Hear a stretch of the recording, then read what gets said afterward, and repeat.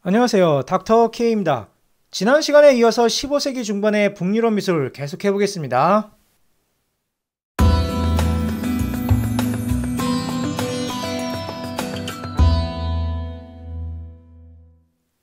지금 나와 있는 그림은요, 얀바네이크와 같은 플랑드르 화풍의 영향하고 이탈리아 미술의 영향이 엿보이는 그런 그림입니다. 곰브리치 책에서는 여기 나와 있는 이 그림만 나와 있는데 사실 이 그림은 짝이 있습니다. 자, 원래 이 그림은 이런 식으로 딥티크라고 하는 두 폭의 재단화로 되어 있는데 여기 나와 있는 두 개의 그림을 합쳐서 물랭 재단화라고 합니다. 여기 있는 그림 같은 경우는 현재 베를린 국립박물관에 있고요. 그리고 여기 있는 그림 같은 경우에는 벨기에 안트베르펜, 흔히 앤트워프라고도 하죠. 자, 여기 왕립미술관에 있습니다. 일단 여기 등장인물들을 살펴본다면은 여기 나와 있는 이 사람 보이시죠? 자, 이 사람이 이 그림의 주문자이자 기증자인 에티엔 슈발리에라는 사람인데 이 양반이 1451년에 샤를 7세에 의해서 프랑스의 재무대신으로 임명이 됩니다. 이 양반은 이력이 좀 독특한 게 원래 귀족이 아닌데 이런 높은 자리까지 올라가게 되니까 신한테 감사를 드릴 겸해서 이 그림을 기증하게 된 거죠. 그런데 여기 한 가지 좀 석연치 않은 게 이 그림의 제작 연도를 좀 보자면은 1450년경이라고 되어 있죠. 곰브리치 책이라든지 연식이 좀 오래된 책들에서는 1450년경에 제작이 되었다고 되어 있지만 그런데 이게 여러 자료들마다 제작 연도가 좀 틀립니다. 하지만 여기 나와 있는 이 양반이 1451년에 재무대신이 된 거고 그걸 축하하기 위한 작품이니까 일단 재무대신이 되고 나서 그걸 축하하기 위해서 그림을 그려달라고 할 거 아니에요. 그러니까 적어도 1450년의 작품은 아닐 가능성이 높다 이겁니다. 자, 어쨌든 간에 계속 이어서 한다면 여기 나와 있는 이 사람 같은 경우에는 성 스테파누스인데 여기 나와 있는 성 스테파누스 같은 경우에는 에티엔 슈발리에의 이제 수호 성인이 되겠고 이 양반이 즉 이분이 돌에 맞아가지고 순교를 하는 바람에 항상 그림 속에는 여기 나와 있는 것처럼 이렇게 돌을 들고 나오게 된다 이거죠. 그림 속에서 여기 돌이 등장하고 그리고 여기 나와 있는 것처럼 이렇게 이마에서 피가 뚝뚝 흐르면은 이 사람이 바로 성 스테파노스구나 라고 생각하시면 되겠습니다. 자, 그리고 여기 나와 있는 이분은 성모 마리아가 되겠는데 여기 있는 성모의 모델이 참 아이러니한 게 당시 국왕인 샤를 7세의 애첩인 아네스 소렐이라고 합니다. 이 아네스 소렐은 28살에 네 번째 아이를 낳다가 죽어가지고 샤를이 크게 상심을 했는데 왜냐면은 샤를이 이 소렐을 너무나도 사랑했다고 합니다. 그러한 이유로 이 그녀를 기리고자 이 그림 속에다가 슈발리에가 성모의 모습으로 그려놓도록 했다고 합니다. 그런데 좀 웃긴 게 이게 처음에 첩이 성모의 모습이 된다고 하니까 말들이 많았죠. 야, 어떻게 첩이 이렇게 되냐 그랬던 건데 여기에 대해서 샤를 7세가 자신은 신에게 기름 부음을 받아가지고 성스러운 왕이 됐으니까 자신이 손을 대면 성스러워진다는 이런 구실로 성모의 모습으로 그리도록 했다고 합니다. 어쨌든 이 양반이 말한 게 신의 성스러움인지 아니면 다른 쪽으로 성스러움인지 알 수는 없지만 예전이나 지금이나 이렇게 골 때리는 일이 참 많은 것 같습니다.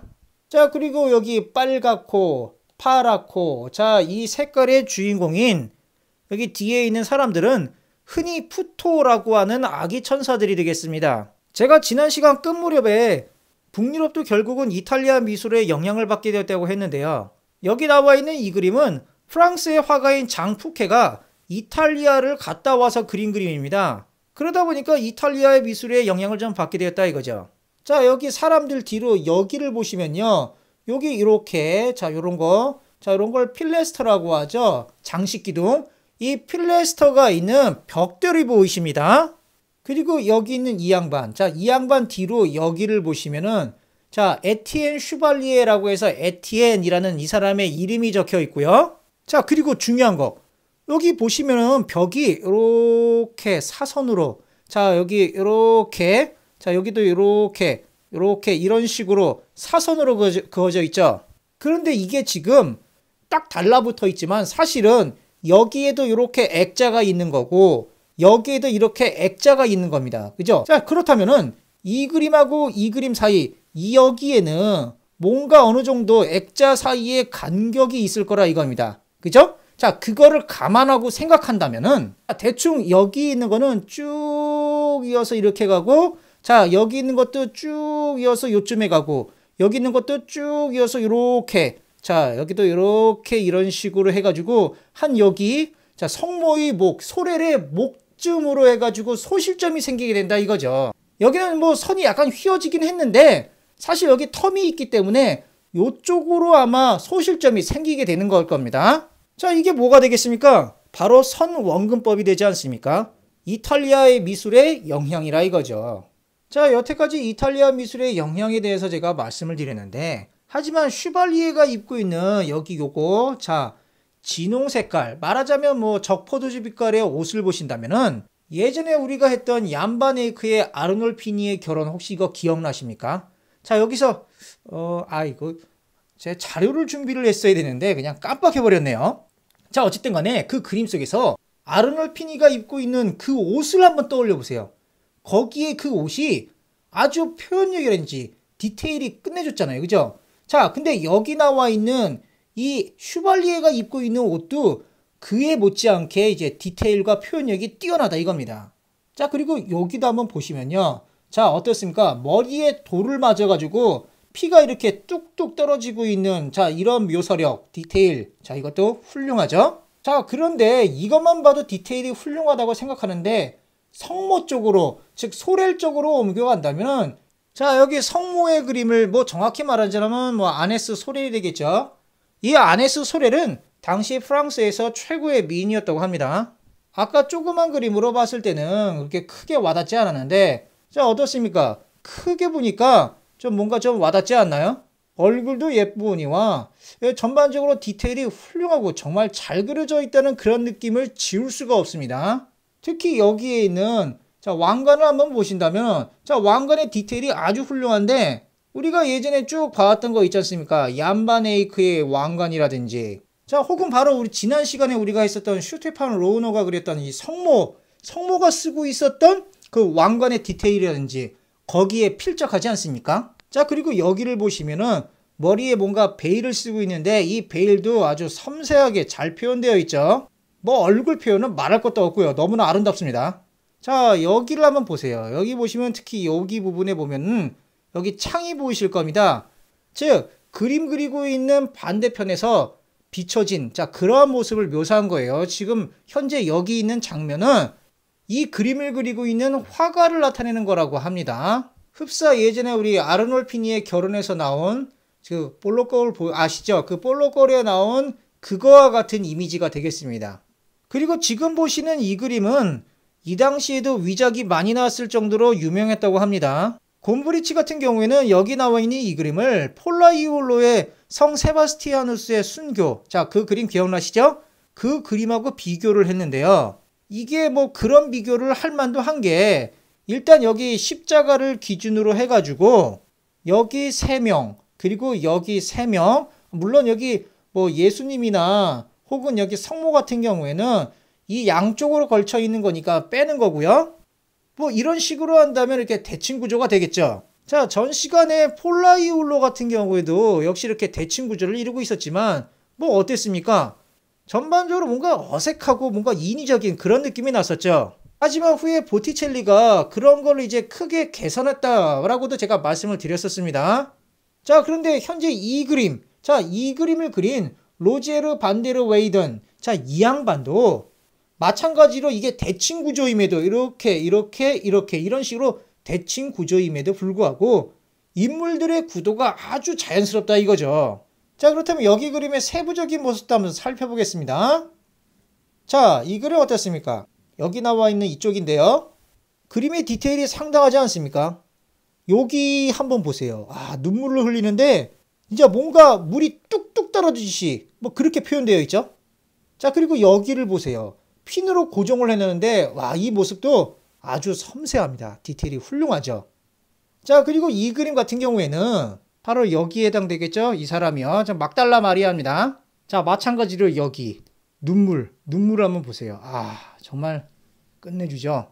여기 흐르는 눈물을 보면은 정말 이슬처럼 뚝뚝 떨어지고 있습니다. 그리고 여기 미간에 이렇게 주름하고, 그리고 무엇보다도 뭔가 격정에 사로잡힌, 슬픔에 사로잡힌 뭐 그런 표정이 역력하게 보이죠. 자, 그리고 이 그림 같은 경우에는 바로 여기 이 사람이 되겠죠. 성모 마리아가 되겠습니다. 자, 여기 나와 있는 성모 마리아 역시 이렇게 눈물을 흘리고 있고, 그리고 뭔가 너무나 슬퍼가지고 실신을 한 것 같은 그러한 모습으로 묘사되어 있죠. 디테일은 말할 것도 없습니다. 너무나 훌륭하죠. 더군다나 여기 입술을 보시면은 파랗게 질려있는 모습이 정말 압권입니다. 자, 이 그림을 그린 반데르 웨이든 같은 경우에는 얀 반 에이크가 죽고 나서 곧바로 이 반 에이크의 자리를 차지하고, 사람들도 이 반 에이크의 그림보다는 반데르 웨이든의 그림을 더 선호하게 됩니다. 뭐 그 이유가 뒤에 나올 그림들을 한번 비교해 보시면 아시겠지만, 여기 나와 있는, 지금 보고 있는 이런 얼굴 묘사, 여기 나와 있는 이런 얼굴 묘사들이라든지, 혹은 여기 나와 있는 자 천이나 옷의 주름 묘사, 자 이런 것들을 보시면은 얀 반 에이크와 같은 섬세한 디테일이 엿보이는데, 즉 얀 반 에이크하고 다를 바가 없다 이거죠. 하지만 이 양반은 얀 반 에이크하고 뭔가 결정적인 차이점이 있다 이겁니다. 자, 양측의 얼굴들을 비교해 보세요. 이쪽이 반데르 웨이든이 되겠고요. 그리고 이쪽은 얀 반 에이크가 되겠습니다.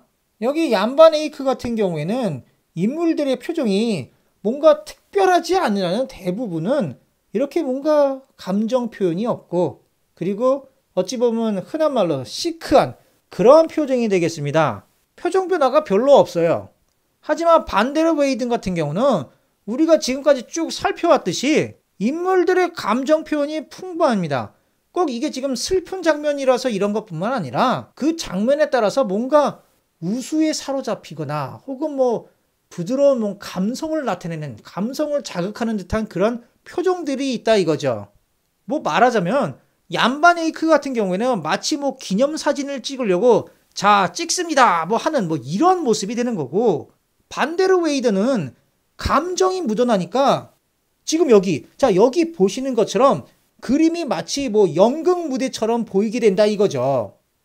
자, 그리고 좀 더 비교를 해보신다면 마찬가지로 이쪽이 반데르 웨이든이 되겠고, 자 이쪽은 얀 반 에이크가 되겠습니다. 자, 두 얼굴을 한번 비교해 보세요. 두 사람의 얼굴을 비교해 보면 물론 이 얀 반 에이크 같은 경우에는 좀 화질이 좀 안 좋긴 한데, 그걸 감안하고 본다고 하더라도 이 얀 반 에이크가 그린 얼굴보다는 여기 반데르 웨이든이 그린 얼굴이 더 매끈하고 부드럽습니다.